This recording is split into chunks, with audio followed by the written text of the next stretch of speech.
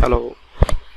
ওকে, তো আজকে আমরা যে বিষয়টা নিয়ে আলোচনা করব সেটা হচ্ছে লোড ব্যালেন্সিং, যেটা আমাদের মূলত হচ্ছে আইএসপিতে সবচেয়ে বেশি দরকার হয়।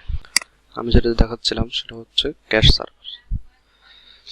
আমার সেম আইএসপি থেকে দুইটা পিপিইউ এর মাধ্যমে আমি লাইন নিয়েছি, দুইটাতেই কিন্তু আমার ব্যান্ডউইথ উঠতেছে। অ্যাকচুয়ালি একটা পিপিইউতে আমার ক্যাশ দেওয়া হচ্ছে 20 থেকে 30 এমবি আর র হচ্ছে 5 এমবি। এরকম করে যদি আমরা 30-30-60 ধরি আর র 5-5-10 ধরি, তাহলে 70 আমার আসে। আমি কিন্তু 70 একসাথে লোড করতে পারতেছি। আমি কিছু ভিডিও এখানে লোড দিয়ে রাখছি, ডাউনলোড হচ্ছে। সো আপনি কিন্তু আপনার রটাও পাচ্ছেন, ক্যাশটাও পাচ্ছেন দুইটাতেই।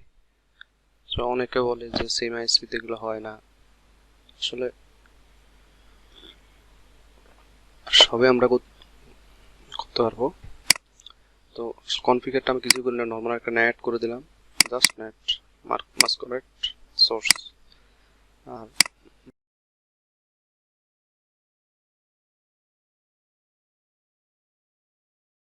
দেখাই দিছি দুইটাতে এসে যাচ্ছে, আমি আর কিছু করে নাই।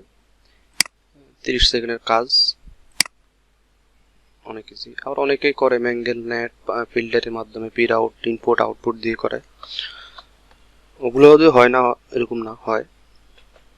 আবার অনেকে বলে যে 100% হয় না ভাই, আসলে ঠিক মতো যদি আমরা করতে পারি 100% হবে, 100% না হওয়ার কিছুই নাই। তো আশা করি বুঝতে পারছেন। তো আজকের মতো এখানেই শেষ। আল্লাহ হাফেজ।